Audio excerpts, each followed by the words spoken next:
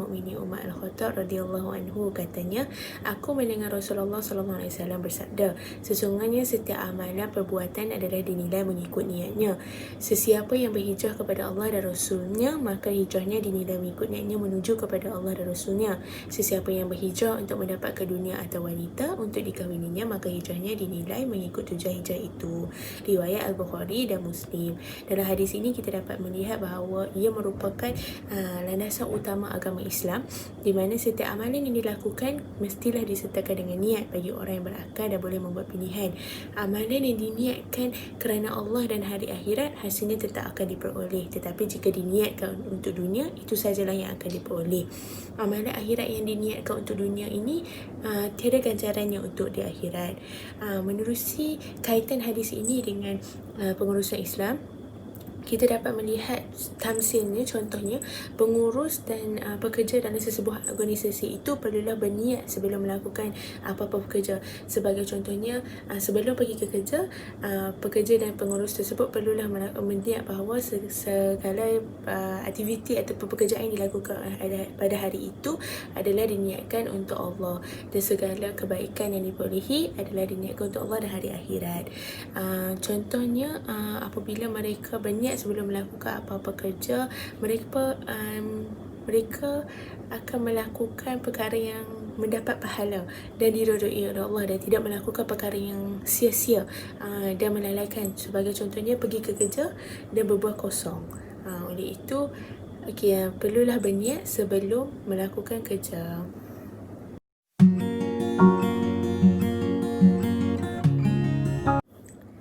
Hadis hari ini ialah hadis yang diriwayatkan oleh Al-Imam Muslim dengan lafaz ini daripada Abu Hurairah radhiyallahu anhu, daripada Nabi SAW, baginda telah bersabda, barang siapa yang melepaskan seorang mukmin dari satu kesusahan daripada kesusahan-kesusahan dunia, nescaya Allah akan melepaskannya daripada satu kesusahan daripada kesusahan-kesusahan yang kiamat.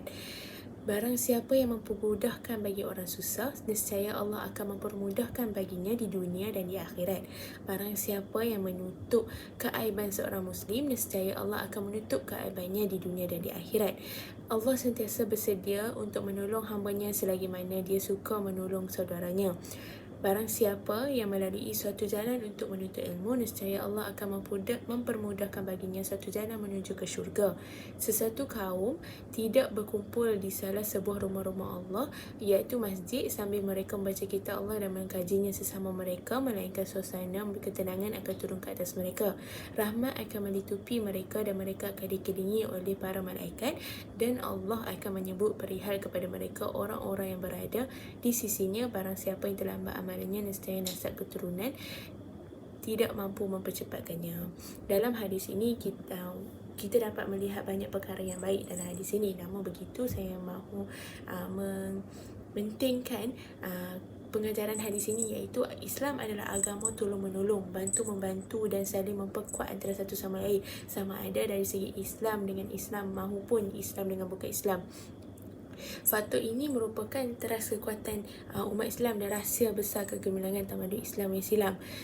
Kita dapat mengkaitkan dengan pengurusan Islam, iaitu contohnya sebagai seorang pengurus atau majikan, kita perlulah memberi contoh yang baik. Mahupun kita seorang mukmin, kita perlulah memberikan contoh yang terbaik dengan saling tolong bantu, saling tolong menolong dan membantu antara satu sama lain, agar ia akan menjadi teladan kepada pekerja-pekerja lain. Oleh itu, tambahan lagi, Islam menggalakkan umatnya untuk menuntut ilmu. Oleh itu, sebagai seorang manusia dan mukmin, kita perlulah sentiasa menuntut ilmu. Sebab kata pepatah, medan ilmu itu seluas lautan, dan ilmu itu tidak pernah akan habis. Contohnya, sebagai seorang mukmin dan pengurus, semestinya mempunyai ilmu dan seharusnya menuntut ilmu agar setiap keputusan yang dilakukan oleh pengurus itu adalah berdasarkan syura dan keputusan yang terbaik dan tidak melanggar hukum syariat.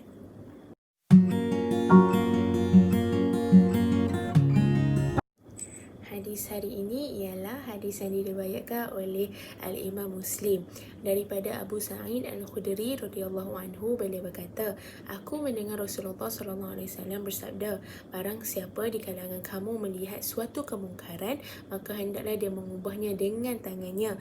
Sekiranya dia tidak mampu, maka hendaklah dia mengubahnya dengan lidahnya. Sekiranya dia tidak mampu, maka hendaklah dia mengubahnya dengan hatinya. Yang sedemikian itu adalah selemah-lemah iman. Melalui hadis ini kita dapat melihat bahawa kita perlu menunaikan tanggungjawab dakwah, iaitu menyeru kepada perkara makruf dan mencegah kemungkaran. Dan benda itu adalah satu kewajipan ke atas seorang mukmin yang tidak harus dipandang rendah, kerana kecelakaan akan menimpa seluruh umat sekiranya kemungkaran dibiarkan terus merebak. Dari segi pengurusan Islam, semua perkara yang dilakukan itu tidak boleh melanggar hukum syarak seperti yang saya dah beritahu sebelum ini, dan harus berlandaskan syariat Islam. Tamsilnya, jika seorang pekerja atau pengurus itu tidak menunaikan tanggungjawab dan mengarah seorang bawahannya untuk melakukan perkara yang dilarang oleh Allah SWT, oleh itu ahli organisasi atau pekerja itu sepatutnya mengambil peranan untuk menegur dan mencegah kemungkaran daripada berlaku, sama ada dari segi lisan, lidah maupun perbuatan.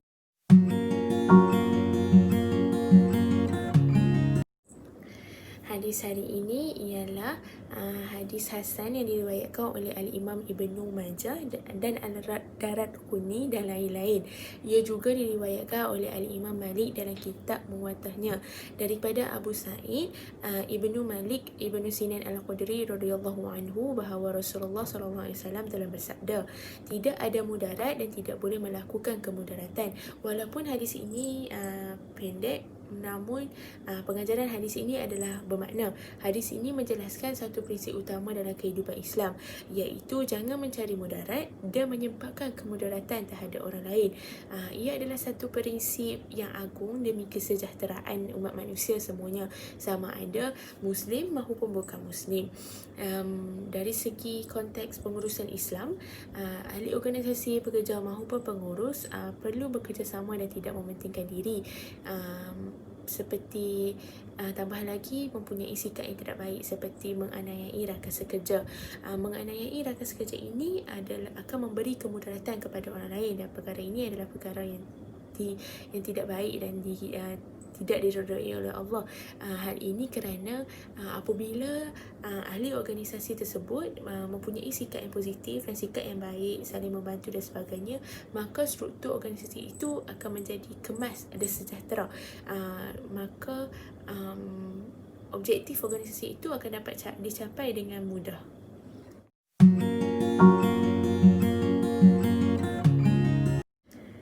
Hadis hari ini ialah hadis yang diriwayatkan Abu Dawud dan Al-Tirmizi. Al-Tirmizi berkata ia hadis sahih daripada Abu Najih Al-Irbad Ibnu Syari'ah radhiyallahu anhu. Beliau berkata, Rasulullah sallallahu alaihi wasallam telah menasihati kami suatu nasihat yang menggetarkan hati dan mencucurkan air mata. Kami berkata, ya Rasulullah, ia seolah-olah nasihat orang yang mahu mengucapkan selamat tinggal, maka berikanlah kami wasiat. Baginda bersabda, aku mewasiatkan kamu supaya bertakwa kepada Allah Azza wa Jalla, supaya mendengar dan taat sekalipun kamu diperintah oleh seorang hamba. Sesungguhnya barang siapa di kalangan kamu yang masih hidup nanti, nescaya dia akan melihat banyak perselisihan, maka hendaklah kamu mengikuti sunnahku dan sunnah khulafa ar-rasyidin yang mendapat hidayah. Gigitlah ia dengan kuat, iaitu berpegang teguhlah kamu semua dengan sunnah-sunnah tersebut, dan berwaspadalah kamu daripada melakukan perkara-perkara yang diada-adakan, kerana setiap perkara yang diada-adakan itu adalah bid'ah, dan setiap bid'ah itu adalah sesat, dan setiap kesesatan itu dalam neraka. Pengajaran hadis yang kita dapat daripada hadis ini ialah ucapan nasihat dan peringatan adalah penting dalam kehidupan umat Islam. Pengajaran dan peringatan hendaklah disampaikan secara bersungguh-sungguh dan berkesan agar ia memberikan kesan positif kepada para mendengar. Di dalam konteks pengurusan Islam, kita perlulah sebagai seorang mukmin ataupun pengurus, kita perlulah memegang peranan penting untuk memberi nasihat dan mendorong para pekerja supaya berusaha untuk mencapai matlamat organisasi.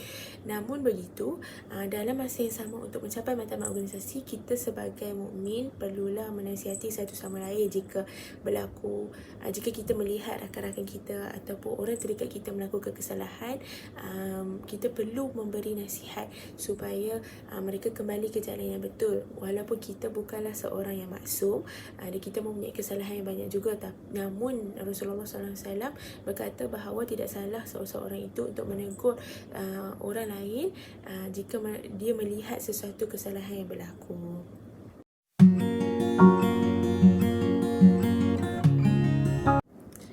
Hadis hari ini ialah hadis daripada Abu Hurairah radhiyallahu anhu bahawa Rasulullah sallallahu alaihi wasallam bersabda, barang siapa yang beriman dengan Allah dan hari akhirat, maka hendaklah dia berkata baik atau dia diam.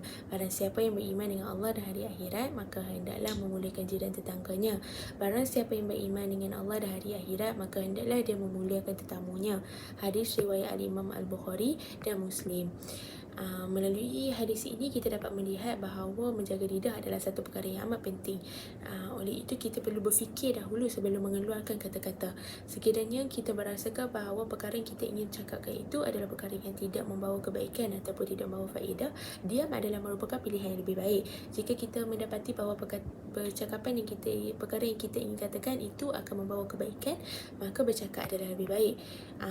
Oleh itu hadis ini juga menerangkan beberapa tuntutan iman, antaranya ialah berkata hanya perkara benar dan berfaedah. Jika seseorang yang benar-benar beriman itu, mereka akan menjaga lidahnya daripada berbicara perkara haram kerana dia tahu akan dipersoalkan di hari kiamat nanti. Dia lebih senang diam daripada berkata buruk seperti mengumpat, mengeji, mencaci, memaki, hamun dan mencarut. Melalui konteks pengurusan Islam, kita dapat melihat bahawa manusia memegang peranan penting dalam sesebuah organisasi itu. Jika pengurus sebagai seorang mukmin, ahli organisasi ataupun pengurus, kita perlulah mempunyai sikap yang baik dan perlulah menjaga lidah dan menjaga percakapan dan mempraktikkan pergaulan yang baik, kerana ia akan memberi kesan yang buruk apabila kita tidak menjaga lidah kita. Betul lah sebab kata pepatah, kerana mulut badan binasa. Oleh itu, jika kita tidak menjaga percakapan kita, ia akan memberi kesan yang buruk sama ada dari kita maupun orang sekeliling. Kesimpulannya, kita mestilah menjaga percakapan agar sentiasa diridai oleh Allah dan disenangi oleh orang sekeliling.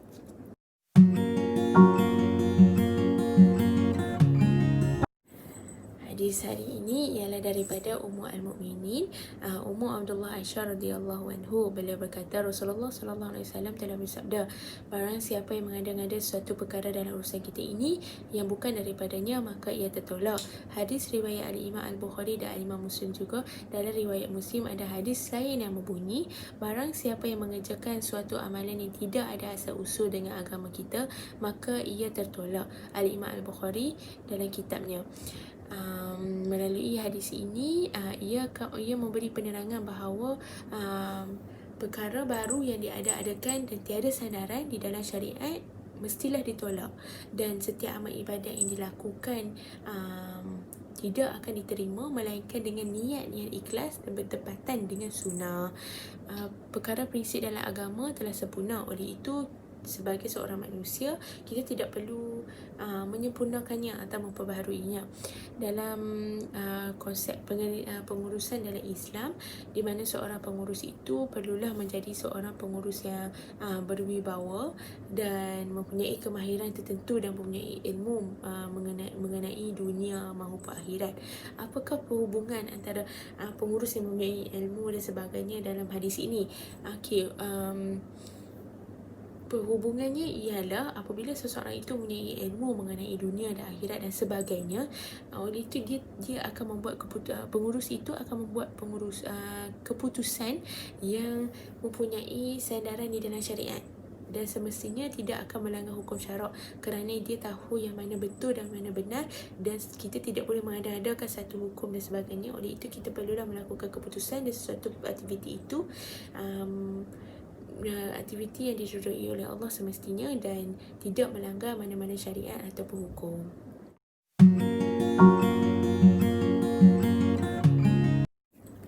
Hadis hari ini ialah daripada Abu Hurairah Abdul Rahman Ibn Sakhrin radhiyallahu anhu. Beliau berkata, aku telah mendengar Rasulullah sallallahu alaihi wasallam bersabda, apa-apa yang aku larang kamu melakukannya, maka hendaklah kamu menjauhinya, dan apa-apa yang aku perintahkan kamu melakukannya, maka lakukanlah seberapa daya kamu. Sesungguhnya umat yang terdahulu daripada kamu telah binasa lantaran banyak persoalan dan banyak perselisihan mereka terhadap nabi-nabi mereka. Hadis riwayat Al-Imam Al-Bukhari dan Muslim. Melalui hadis ini, pengajaran daripada hadis ini, kita dapat melihat bahawa seseorang mukmin itu mestilah menjauhkan sama sekali semua larangan Rasulullah SAW, kerana apa yang dilarang oleh Rasulullah SAW ini hakikatnya adalah larangan daripada Allah Subhanahu Wa Taala yang wajib dipatuhinya. Seterusnya, dia mestilah melaksanakan sekadar suruhan bagi Rasulullah SAW sekadar yang termampu, tanpa memaksa diri kita dan keterlaluan di luar kemampuan, kerana ia akan menyebabkan tewas tidak berdaya melakukannya sebegitu teruk. Contohnya, seperti umum mengetahui bahawa kita perlulah melakukan perkara yang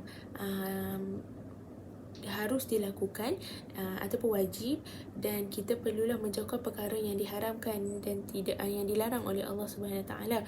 Dalam setiap perkara yang dilakukan sebagai seorang mukmin, kita perlulah patuh kepada syariat Islam, dan janganlah kita terburu-buru untuk mengikut hawa nafsu semata-mata hinggakan kita melanggar sepadan halal dan haram yang ditetapkan oleh Allah Subhanahu Taala.